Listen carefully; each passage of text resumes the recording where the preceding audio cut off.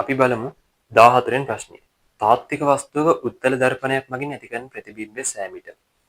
උත්තර දර්පණ වලින් ඇතිකරන ප්‍රතිබිම්බය අතාත්වික වස්තුවට වැඩිය කුඩායි. උත්තරය වෙන්නේ 14ට 3. මේ අවතල දර්පණ තියෙනවා. ඒකෙන් ඇවිල්ලා දෙන ගණන් ප්‍රමාණය හරිම අඩුයි. ඒ නිසා උත්තර දර්පණ පිළිබඳ දැනුම මම ඔයගොල්ලන්ට මෙතනදී දෙන්නම්. වෙන අවුරුද්දක අවතල ගානකින් ඇවිල්ලා තිබුත් මම අවතල කාච පිළිබඳ විස්තර කරන්නම්. හරිනේ. උත්තර දර්පණය මම මේක සුපිරියටම කියලා දෙනවා නියමටම අහගන්න. උත්තර කාච. උත්තර කාචයක් කියලා කියන්නේ ඔයගොල්ලෝ දැකලා තියෙනවද? ওই බස් වල 3 wheel වල කන්නඩිය ටිකක් මෙන්න මේ විදිහට තියෙන්නේ. දැන් මේ පැත්තේ මිනිබුල මෙන්න මේ වගේ පොඩි හැඩයක් එක්කනේ ෂේප් එකක් තියෙන්නේ. මොනවා තමයි උත්තර දර්පණය. හරි. උත්තර දර්පණයක් හැදෙන්නේ කොහොමද? රවුමක් ගත්තොත්. එහෙම නැත්නම් මම ඒක යටින් ගන්නන්නම්කෝ. මෙන්න මේ විදිහට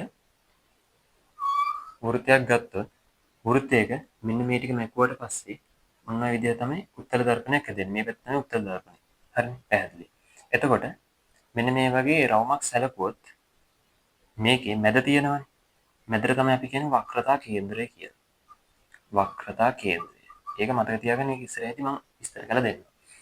මේකෙදි මතක තියාගන්න ඕනේ කිරණ සටහන් හතරක් තියෙනවා. හතර මම කියලා දෙන්නම් සුපිරිට. 1. ප්‍රධාන අක්ෂය දිගේ කිරණයක් පැමිණීම. ඔන්න ඔහම තියෙනවා. උත්තර කාචයේ ප්‍රධාන අක්ෂය දිගේ කිරණයක් ආවම නැවත පරාවර්තනය වෙන්නේ එම මාර්ගය ඔස්සේ. ප්‍රධාන අක්ෂය දිගේ එකක් ආවත් එම මාර්ගය ඔස්සේ යනවා. ඒක හොඳට මතක තියාගන්න ඕනේ. 2. ප්‍රධාන අක්ෂයට සමාන්තරව කිරණයක් පැමිණීම. මෙන්න ප්‍රධාන අක්ෂයට සමාන්තර වෙනවා කියනවා. හරි මේ දෙක සමානයි. ප්‍රධාන අක්ෂයට සමාන්තර ආවට පස්සේ මේවා පරාවර්තනය වෙන්නේ මේක මකන්න මේවා පරාවර්තනය වෙන්නේ නාභිය සිට එනවා වගේ පෙන්නලා. නාභිය කියන්නේ අපි F වක්‍රතා කේන්ද්‍රයෙන් ඉඳන් නාභිය F. නැවත යන්නේ මෙන්න මේ නාභියේ ඉඳලා එනවා වගේ පෙන්නලා. නැවත පරාවර්තනය වෙන්නේ. පැහැදිලිද? ඊළඟ එක 3 තමයි නාභිය වෙත එන කිරණ. නාභිය කියලා කියන්නේ F නේ. ඔන්න මම හදින්න. නාභිය කියලා කියන්නේ F.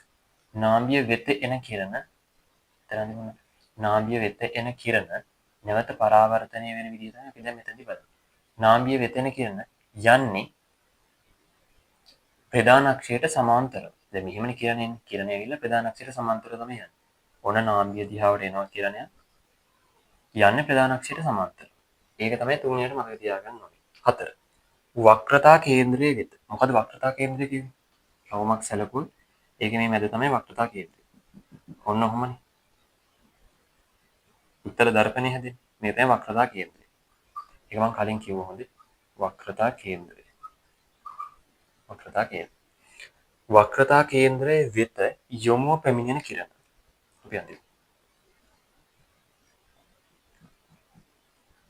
මෙතන අපි ගමු C කියලා. වක්‍රතා කේන්ද්‍රයේ වෙත යොමුව පැමිණෙන කිරණ. මේ පැත්තෙන් ඔන්න එනවා. වක්‍රතා කේන්ද්‍රයේ වෙත යොමුව මේක නැවත පරාවර්තනය වෙන්නේද එම මාර්ගය ඔස්සේමයි. හොඳේ. ඒකත් මතක තියාගන්න. වක්‍රතා කේන්ද්‍රයේ දිහාට આવොත් එම මාර්ගය ඔස්සේම යනවා. ඔව්.